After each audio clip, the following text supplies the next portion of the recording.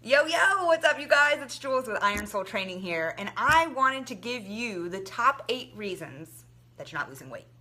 So a lot of times I have clients that will say, oh, I eat so healthy, but I'm not seeing the results, and I work out so hard. I work out every day, and I'm not losing any weight. But let me fucking blow your mind here and give you 8 reasons that you're probably not losing weight, okay? So number 1 is you're not being consistent with your diet.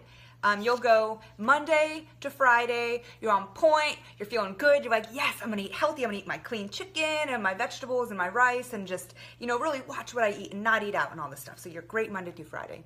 The weekend comes. And all that hard work that y'all just did Monday through Friday goes right out the window, because what do you do Saturday and Sunday? You friggin' say, you know what, I've been good all week, so I deserve a whole pizza.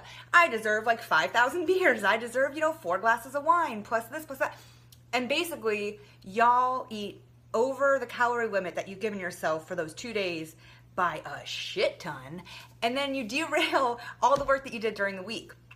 So you have to be more consistent with your diet. And I am not saying that you can't have a slice of pizza, on Friday, or like what they call a cheat meal, which I don't know if cheat's the right word, but like a fun meal. Totally have one of those, but don't make it like a whole day into 2 days. Don't just give yourself the whole friggin' weekend to eat like an asshole, because you're not gonna get your goals that way, right? So number 1, you're not being consistent.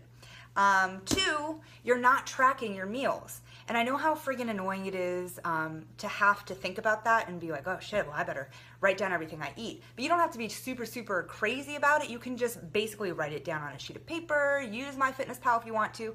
But if you're not keeping track of what you eat, it's so easy to either skip meals or eat too much, or either one of those things, basically. So track what you eat so that you are more aware of how much or how little you're eating. Sometimes you're not eating enough. So once you kind of have those eyes on what you're actually putting into your body, it'll definitely help you to get towards those results. 3, you are eyeballing your serving sizes. I have a lot of people that say, oh, well, do you have a scale? Do you weigh your food? And they say, well, yeah, I know how much like a cup is. I know how much 3 ounces is. And I say, well, do you weigh it?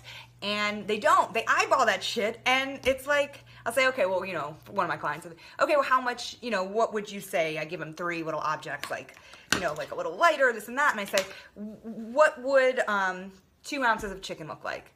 And every time they're completely off. It's because you're eyeballing your serving sizes. And in America in general, like all of our serving sizes when you go out to eat are ridiculously oversized. So it's really easy to think that anything less than what you would get at a restaurant is okay. But like seriously, weigh your food, you guys. Like weigh it, get a realistic view of how much 3 ounces, 4 ounces of chicken, of beef, of this, of that really is. And it's gonna freaking blow your mind. I'm telling you, the first time that I weighed out, like, I don't know, I was like trying to watch my carbs, and I was like, well, shoot, I like rice. Like, I'll just have like a fucking cup of rice. And I thought a cup of rice was way more, even like a half a cup of rice. I thought it was way more than this puny little friggin' thing. So basically, my point, I'm blabbling here, but don't eyeball your serving sizes. Weigh that shit out. Get exact with it. Get it in your mind to know what a half a cup looks like, what 3 ounce looks like, I'm stuttering, but you get the idea, right? So number 3, you're eyeballing your serving sizes. Don't do that shit, weigh it. Number 4 is what I like to call BLTs. So it's not bacon, lettuce, and tomato sandwiches that you're eating all day. BLT stands for bites, licks, and tastes. And this shit adds up, you guys. So let's say that you're making your kids a peanut butter and jelly sandwich, and there's always peanut butter left on the knife. And instead of just like scraping it off back into the container, you're like, well, shit, I'll just fucking lick this shit. It's a little snack. I'm kind of hungry. But peanut butter packs a punch, right? So we already know that there's a lot of fat in even like half a tablespoon of peanut butter. So that's already probably about 30 to 50 calories plus, 2 to 3 grams of fat right there just on the freaking knife. And then you go and you cook dinner later that night, and you just keep tasting as you're going, right? Like bites, licks, and taste. You taste as you go. You make your kids this. You eat off their plate that. That shit adds up. So just be more aware of the BLTs in your life. Number 5, you're skipping meals. And I've been that person that's like, well, you wake up in the morning and you're not really hungry, but like you have a meal plan or you have a goal and you know that you need to eat a certain amount every day and you kind of had this plan, but you think that not eating is going to make you skinny and is going to help you lose weight. So you're like, no, I'll push that meal off. I'll push that meal off. Like, I'm not that hungry, so I'm not gonna eat. And then what friggin' happens? You are ravenously hungry by the end of the day and you friggin' eat anything in sight. So that is really gonna derail your process, you guys. Don't skip meals, eat small meals throughout the day, or at least just stay consistent with the meals that you plan. Don't skip that shit. You're gonna end up binging. You're gonna end up psychologically messing yourself up, being like, well, I didn't eat all day, so I deserve this, right? And then you eyeball your servings, you don't track what you're eating, and it all goes to shit, basically. So don't skip your meals. Number 5, don't do that. Number 6 is trying to outwork a bad diet. Can't do it. Doesn't work that way. You can't just say, shit, I'm gonna have like 5 pieces of pizza and just work out like super hard. Just work out really hard and I'll just like burn it off or whatever. Doesn't work that way, you guys. You can't outwork a bad diet because you can only burn so many calories when you're working out, but you can keep ingesting like endless amounts of calories because we all do that. We just binge eat. You don't really stop eating when you're full.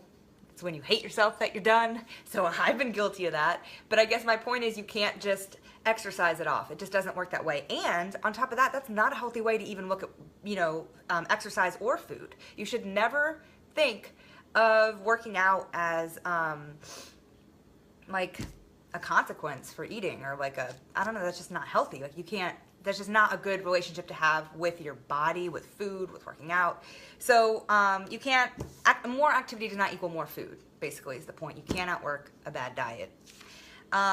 Number 7 is one that I know that I personally have trouble with, and that is being patient and trusting the process. It didn't take you friggin' 2 days to put on those extra 10, 20, whatever pounds, so it's not going to take only 2 days to get it off. Y'all, it sucks dieting and it sucks being consistent and it sucks having to trust a process that isn't necessarily fun. Like, it's way more fun to go friggin' eat cupcakes and drink mimosas all day. Trust me, because I've totally done that. Way more fun. But you're not going to get the results you want by doing that. So you have to be patient. You have to just trust the process. Every day you're going to get closer to your goal if you stick to what you said you would do, if you stay consistent. So number 7, you're not being patient. You got to fucking be patient. Okay? And number 8, the last one on my little list here. Number 8, you are not getting enough sleep. And when you don't get enough sleep, you're not allowing your body to rest, to bring those cortisol levels back down. You're either too stressed, you're not sleeping enough, or I don't know. Basically, get some damn sleep, okay? Like, I have so many people that say, I get about 4 hours of sleep a night. And you think that's okay? 4 hours of sleep? Seriously, you guys? No. And especially for y'all that are like killing yourself at the gym and decreasing your calories to lose weight, your body is going to need rest and it's going to need to fix itself. Like, that's when your body gets to work on just fixing the muscles that you've broken down all day. And it really does help your stress levels when you get sleep. So those are my top 8 reasons that you are most likely not losing weight when you think that you're doing everything right.